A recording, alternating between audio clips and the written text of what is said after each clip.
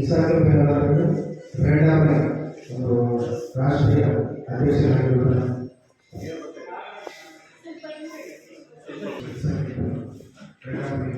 ರಾಷ್ಟ್ರೀಯ ಅಧ್ಯಕ್ಷರಾಗಿರುತ್ತಾರೆ.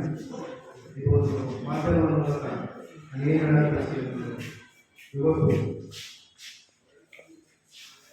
ಆಗಸ್ಟ್ 4ನೇ ತಾರೀಕು ಫ್ರೀಡಂ ಪಾರ್ಕ್ ಒಂದು ಹೋರಾಟ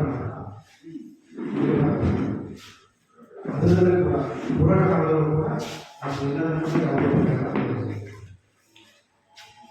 ಅದಕ್ಕೆ ಮತ್ತೊಂದು ಸಾಧ್ಯ ಇವತ್ತು ನಾವು ಪ್ರೆಸ್ ಮೀಟ್ ಮಾಡಬೇಕಾದ್ರೆ ಈ ನಿಗಮದಲ್ಲಿ ಅಧ್ಯಕ್ಷ ಉಪಾಧ್ಯಕ್ಷ ಹಾಗೂ ನಿರ್ದೇಶಕರು ಇವರಿಗೆ ಅವರು ಬುದ್ಧಿ ಸ್ಥಾನವನ್ನು ಬಿಡಬೇಕಂತ ಹೇಳಿ ನಮ್ಮ ಮಾಧ್ಯಮದ ಮೂಲಕ ನಾವು ಮನವಿ ಕೊಡಬೇಕು.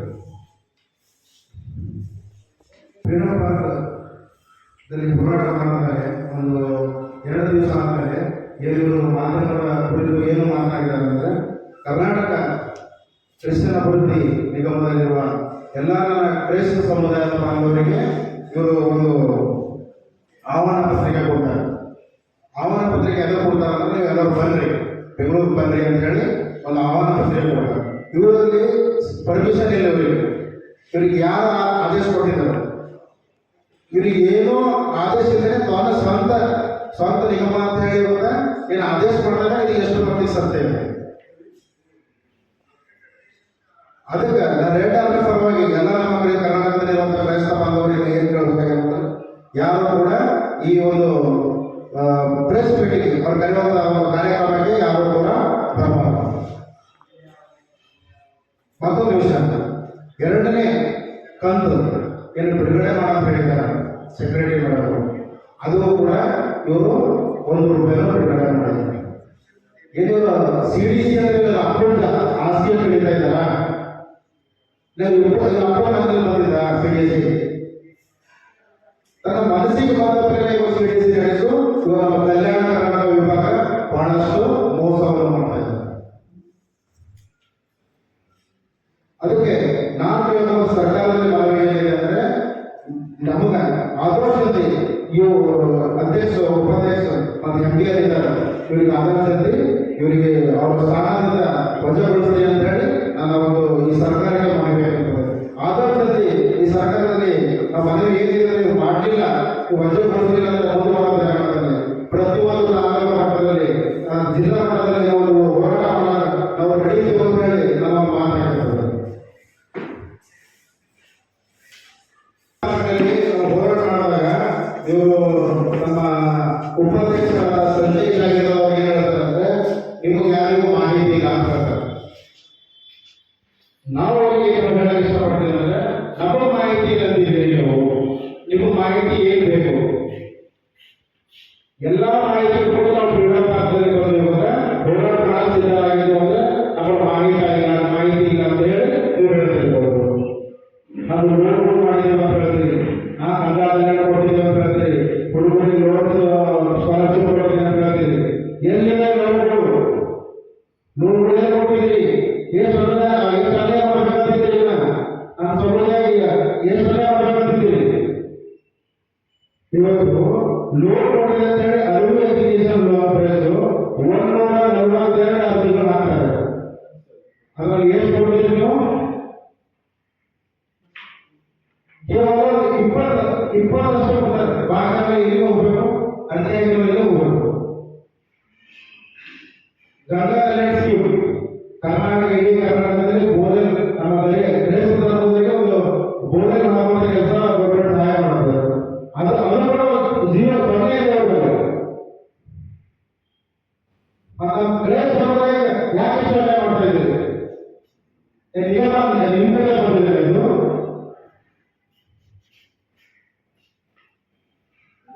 ಏನಾದರೂ ಒಂದು ಹೋರಾಟ ಮಾಡಿದ್ರೆ ನೀವು ಅದರಲ್ಲಿ ಇಲ್ಲೋಗಿ ನಾನು ಅದು ಮಾಡ್ತೀನಿ ಇದು ಮಾಡ್ತೀನಿ, ಎಲ್ಲರೂ ಕೂಡ ಮಾಹಿತಿ ಇದ್ರೂ ಕೂಡ ಏನೋ ಮಾಹಿತಿ ಇಲ್ಲ. ಇವ್ರಿಗೆ ಯಾರೋ ಹೇಳ್ತಾ ಇದ್ದಾರೆ, ಯಾರೋ ಹೇಳಿಬಿಟ್ಟು ಬಂದು ಸ್ಟ್ರೈಕ್ ಮಾಡ್ತಾ ಇದ್ದಾರೆ.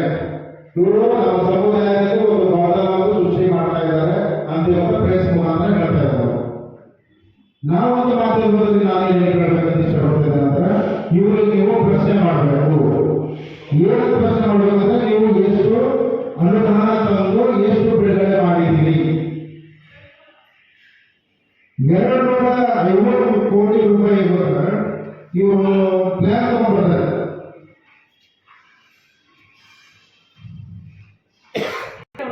ಹೌದು ಅಲ್ವಾ?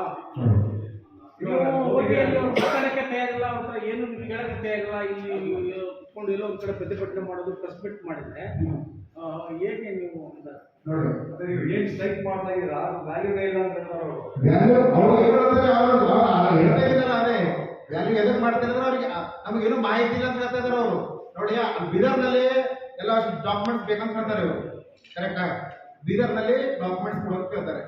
ಡಾಕ್ಯುಮೆಂಟ್ಸ್ ಕೇಳಿದಾಗ ಅಲ್ಲಿ ನಮ್ಮ ಒಂದು ಪಿ ಡಿ ಒ ಅವರು ನಮ್ಗೆ ಲೆಟರ್ ಕೊಟ್ಟಿದ್ದಾರೆ. ಏನಂತ ಹೇಳಿ, ನಿಮ್ಮಲ್ಲಿ ಯಾವುದೇ ಚರ್ಚ್ಗಳಿಗೆ ನಾವು ಡಿಜಿಟಲ್ ಖಾತಾವನ್ನು ಮಾಡಿಕೊಡೋದಿಲ್ಲ. ಯಾವ್ದು ಚರ್ಚ್ ಕಟ್ಟಕ್ಕೆ ಯಾವ್ದು ದುಡ್ಡು ಕೊಡ್ತಾ ಇಲ್ಲ ಅಂತ ಈಗ. ಹಾ ಹೇಳಿ. ಯಾವುದು ಚರ್ಚ್ಗಳಿಗೆ ಇದುವರೆಗೂ ನಾವು ಕೊಟ್ಟಿಲ್ಲ, ಎಲ್ಲ ಅರ್ಜಿಗಳು ಬಂದಿದ್ದಾವೆ, ಅವೆಲ್ಲವನ್ನೂ ಕೂಡ ನಾವು ಸ್ಕ್ರೂಟಿನಿ ಮಾಡ್ತಾ ಇದೀವಿ. ಎಷ್ಟು ವರ್ಷದಿಂದ ಮಾಡ್ತೀರಿ ಇನ್ನು?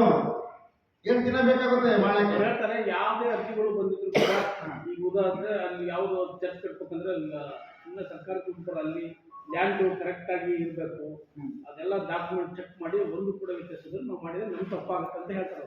ಹಿಂದುಗಡೆ ಮಾಡಿದ್ರೆ ಅವ್ರು ತಪ್ಪಾಗಿಲ್ಲ, ಫಸ್ಟ್ ಅಂತ ಬಿಡುಗಡೆ ಮಾಡಿದ್ರು ಅವ್ರು ತಪ್ಪಿರ್ಲಿಲ್ಲ. ಇವ್ರಿಗೆ ತಪ್ಪು ಅನಿಸ್ತಾ ಇದೆ. ಅವಾಗ ಯಾವ ದಾಖಲೆ ನೋಡಿ ಬಿಡುಗಡೆ ಮಾಡಿದ್ರು? ಇದ್ದದ್ದನ್ನ ಅದಕ್ಕೋಸ್ಕರ ಮಾಡಿದ್ರು ಇಲ್ಲೋ? ಫಸ್ಟ್ ಇಲ್ಲ, ಎಲ್ಲ ಒಂದೇ ಮೈನಾರಿಟಿ ಆಫೀಸ್ ಇರುವಾಗ ಹೇಗ್ ಬೇಕೋ ಅದೆಲ್ಲ ಯಾವ ಡಾಕ್ಯುಮೆಂಟ್ ಬೇಕೋ ಅದಕ್ಕೆ ಇದ್ದದನ್ನ ರಿಲೀಸ್ ಮಾಡಿದ್ರು. ಈಗ ಯಾಕೆ ಮತ್ತೆ ಹೊಸ ಕಾನೂನುಗಳು ತೆಗಿತಾ ಇದ್ದಾರೆ? ಈಗ ನಮಗೆ ಬೀದರಲ್ಲಿ ಪ್ರಾಬ್ಲಮ್ ಆಗ್ತಾ ಇರೋದು ಏನು ಅಂತಂದ್ರೆ, PDOಗಳು ನಮಗೆ ಈ ಖಾತಾ ಕೊಡ್ತಾ ಇಲ್ಲ. ನಮಗೆ ವಿಲೇಜ್ ಪಂಚಾಯತಿಯಿಂದ ಪರ್ಮಿಷನ್ ಎಲ್ಲ ಕೊಟ್ಟಿದ್ದಾರೆ.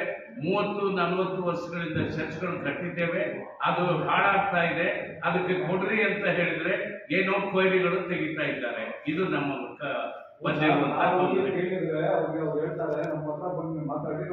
ನಾನು ಎಲ್ಲ ಹೋಗಿ ಮಾತಾಡಿದ್ದೇನೆ. ಈಗ ನಾನು ಹೋಗಿ ಎಲ್ಲ ಮಾತಾಡಿದ್ದೇನೆ. ಒಂದು 5-6 ಸರಿ ಅವರು ಕೂಡ ಮಾತಾಡಿದ್ರೆ ಯಾವ ಪ್ರಯೋಜನ ಆಗ್ಲಿಲ್ಲ.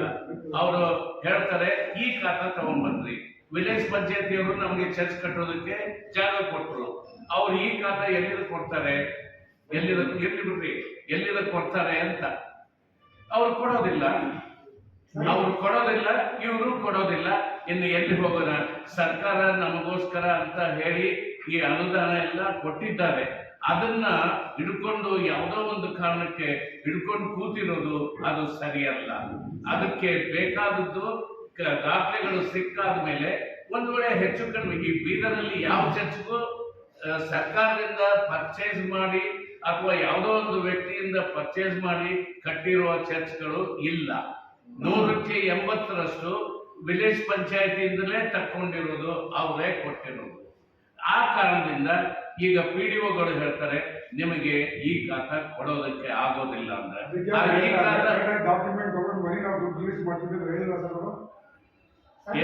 ನೀವು ಅಪ್ಲಿಕೇಶನ್ ಕೊಡ್ತೀರಲ್ವಾ? ನಾನು 4 ವರ್ಷ ಆಯ್ತು ಕೊಟ್ಟು. ಅದಕ್ಕೆ ಹಿಂಬರಹ ಏನಂತ ಕೊಡ್ತಾ ಇದ್ದಾರೆ ಅವರು? ಅದಕ್ಕೆ ಒಂದು ಆನ್ಸರ್ ಕೊಡ್ಬೇಕು. ಈಗ ನಾವು ಕೊಟ್ಟಾಗ ಏನ್ ಕೇಳ್ರಿ, ಇನ್ಸಫಿಷಿಯಂಟ್ ಡಾಕ್ಯುಮೆಂಟ್ ಅಂತ ಬೀದರ್ ಕಳಿಸಿದ್ರು. ನಾವು ಹೋಗಿ ಕೇಳುವವರೆಗೂ ಅವ್ರು ಬೀದರ್ ಕಳಿಸಿದ್ದು ನಮ್ಗೆ ಗೊತ್ತೇ ಇಲ್ಲ. ಒಂದು. ಎರಡನೇದಾಗಿ ಬೀದರಲ್ಲಿ ಅಲ್ಲಿ ಡೈರೆಕ್ಟರ್ಗೆ ಕೇಳಿದ್ರೆ ಹೌದು ಬಂದಿದೆ, ನಾವು ಇನ್ನೂ ಪರಿಶೀಲನೆ ಮಾಡಬೇಕು ಅಂತ ಅದಾಗಲೇ 6 ತಿಂಗಳ ಮುಗಿದೋಗ್ಬಿಡ್ತು. ಒಂದು.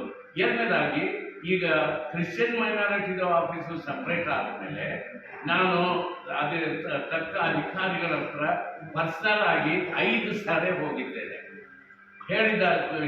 ಹೋಗಿದ್ರಿಂದ ಅವ್ರು ಹೇಳಿದ್ದೇನು ಅಂತಂದ್ರೆ ಈ ಡಾಕ್ಯುಮೆಂಟ್ಗಳು ತಕೊಂಡು ಬಂದ್ರಿ, ಆಮೇಲೆ ನಾವು ನಿಮ್ಗೆ ಕೊಡೋದಕ್ಕೆ ಆಗುತ್ತೆ ಅಂತ. ಈ ಖಾತಾನೆ ಅವ್ರು ಕೊಡೋದಿಲ್ಲ, ಹೇಳ್ತಾರೆ ಇದು ಇಲ್ಲ, ಯಾವುದು ಸರ್ವರ್ ಡೌನ್ ಆಗಿದೆ, ಮೇಲಧಿಕಾರಿಗಳು ಕೊಡಬೇಡ ಅಂತ ಹೇಳಿದ್ದಾರೆ. ಇವು ಹೋದಾಗೆಲ್ಲ ಒಂದೊಂದು ಹೇಳ್ತಾ ಇದ್ದಾರೆ, ಯಾರನ್ನ ಕೇಳಬೇಕು ಅಂತ.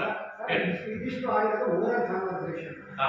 ನೀವು ನಮ್ಮ ಹತ್ರ- writing ಅಲ್ಲಿ ನಮ್ಮ ಹತ್ರ- application ಕೊಟ್ಟಾಗ ಈಗ ನಾನು- ನೀವು ಈ ಕಾರಣ ಒಂದು ನಿಮಿಷ ಸರ್, ನೀವು ಒಂದು ಅರ್ಜಿ ಕೊಟ್ಟಾಗ ಅದು ಯಾವ ಕಾರಣಕ್ಕೆ ಆಗೋದಿಲ್ಲ ಅಂತ ಹೇಳ್ಬಿಟ್ಟು ಅವ್ರು ಬರ್ಕೊಡೋರು. ಕೊಡೋದಿಲ್ಲ. ಅದು ನೀವು ಕೇಳ್ಬೇಕು. ಯಾವ ಕಾರಣಕ್ಕೆ ನಮ್ಗೆ ಕೊಡೋದಿಲ್ಲ. ಇದು ಅವ್ರು ಹೇಳ್ತಾರೆ ನಮ್ಮ ಆಫೀಸ್ನಿದು ನಾವು ಏನು ಬರ್ಕ್ ಕೊಡಕ್ ಆಗುದಿಲ್ಲ ಅಂತಾರೆ. ಅದಕ್ಕೆ ಏನ್ ಹೇಳ್ತಾರೆ? ಅಪ್ಲಿಕೇಶನ್ ಕೊಟ್ಟಾದ್ಮೇಲೆ ಒಂದು ಕೆಲಸದ ಮಾಹಿತಿ ನಿಮ್ಗೆ ಕೊಡ್ಬೇಕಂತಿದ್ದೀನಿ. ಏನು ಕೆಲಸ ಎಲ್ಲ ಒಂದು ಪ್ರಶ್ನೆ ನಾವು ಮೀಡಿಯಾದಾಗ ಕೇಳಬೇಕಾದ್ರೆ ನಾನು ಅದು ಕೆಲಸ ಮಾಡಿದ್ದೀನಿ ಇದು ಕೆಲಸ ಮಾಡಿದ್ದೀನಿ ಅಂತ ಹೇಳ್ತಾ ಇದ್ದಾರೆ ಇವರು. ಏನು ಕೆಲಸ ಮಾಡಿದಾರೆ ಅಂತೇಳಿ ಇದು ಪ್ರೂಫ್ ಇದೆ. 17 ಅರ್ಜಿಗಳು ಹಾಕಿದರೂ ಕೂಡ ಝೀರೋ ಇದೆ ಇರೋದು ಕೆಲಸ ಮಾಡಿದ್ದು. ನನ್ನ ಮೇಲೆ ಮಾಹಿತಿ ಇಲ್ಲ ಅಂತ ಹೇಳ್ತಾರೆ ಅವರು. ಮಾಹಿತಿ ಇಲ್ಲ ಅಂತ ಹೇಳ್ತಾರೆ. ಮತ್ತು ಇದೆಲ್ಲ ಏನು ಮಾಹಿತಿ ಇದೆ ನಮಗೆ? ಯಾವ ಕೆಲಸ ಇದು CD ಗಂಗಾ ಕಲ್ಯಾಣದು ಎಲ್ಲ ಸ್ಕೀಮ್ಗಳದು ಒಂದು ನೋಡಿ. ನಾವು RTI ಮೂಲಕ ಮಾಹಿತಿ. ಹೌದು, ಡೈರೆಕ್ಟ್ ಲೋನ್ ಬಿಸ್ನೆಸ್ ಎಂಟರ್ಪ್ರೈಸಸ್ ಅಂತ ಹೇಳಿ. ಎಷ್ಟು ಅರ್ಜಿ ಹಾಕಿದ್ರಿ ಸರ್ ಇದರಲ್ಲಿ? ಎಷ್ಟು ಮಾಡಿದ್ದೀನಿ ಅಂತ ಹೇಳ್ತಾರೆ ಗೊತ್ತಾ? ಮೀಡಿಯಾ ಮುಂದೆ ಹೇಳ್ತಾ ಇದ್ದಾರೆ ನಾನು ಅಷ್ಟು ಮಾಡಿಸಿದ್ದೀನಿ. ಈ ಯಾರೋ ಅವ್ರದ್ದು ತಮ್ಮ ಡ್ರೈವರ್ ಜೊತೆ ಹೇಳಕ್ಕೆ ಹಚ್ಚಿದ್ದಾರೆ ಗೊತ್ತಾ? ಬಿದರ್ನಲ್ಲಿ ನಮ್ಮ ಸುಮಾರು ಜನಗಳಿಗೆ ಲೋನ್ ಮಾಡಿಸಿದ್ದೀನಿ ಅಂತ ಹೇಳ್ತಾರೆ. ಎಷ್ಟು ಮಾಡಿಸಿದ್ದೀರಿ ಸರ್ ನೀವು? ಎಲ್ಲಿದೆ ಮತ್ತು ಲೋನ್ ಮಾಡಿಸಿದ್ದು ನೀವು? ಝೀರೋನಾ ಮಾಡಿಸಿದ್ದು? ಝೀರೋ. ಗಂಗಾ ಕಲ್ಯಾಣ ಎಷ್ಟು ಮಾಡಿಸಿದ್ರಿ? ಬೀದರ್ ಅರ್ಜಿಗಳದಲ್ಲಿ 17 ಗಂಗಾ ಕಲ್ಯಾಣ ಇದೆ ಅರ್ಜಿಗಳು ಬಂದವು. ಅದು ಎಷ್ಟು ಮಾಡಿಸಿದ್ರಿ? ಝೀರೋ. ಏನು ಮಾಹಿತಿ ಇಲ್ಲ ಅಂತ ಹೇಳ್ತೀರಿ. ಮತ್ತೇನು ಮಾಹಿತಿ ಬೇಕ್ರಿ ನಿಮಗೆ? ಮತ್ತೇನು ಮಾಹಿತಿ ಬೇಕು? ಡೇವಿಡ್ ಜಾಕಬ್ ಅವರೇ ಇವತ್ತು ನೀವು ಏನು ಹೇಳ್ತೀರಿ ಅಂದರೆ ನಮಗೆ ಔಚ್ಯ ಶಬ್ದಗಳಿಂದ ಮಾತಾಡ್ತೀರಿ, ಏಕವಚನದಲ್ಲಿ ಮಾತಾಡ್ತೀರಿ. ಸಮುದಾಯಕ್ಕೆ ಪರವಾಗಿ ಕೇಳೋದು ತಪ್ಪ ಇವತ್ತು ಏನಂತೀರಿ? ಕ್ರೈಸ್ತ ಧರ್ಮದಲ್ಲಿ ಒಂದು ಗೊಂದಲ ಸೃಷ್ಟಿ ಮಾಡ್ತಾ ಇದ್ದಾರೆ ಇವರು ಅಂತ ಹೇಳ್ತಾ ಇದ್ದೀರಿ.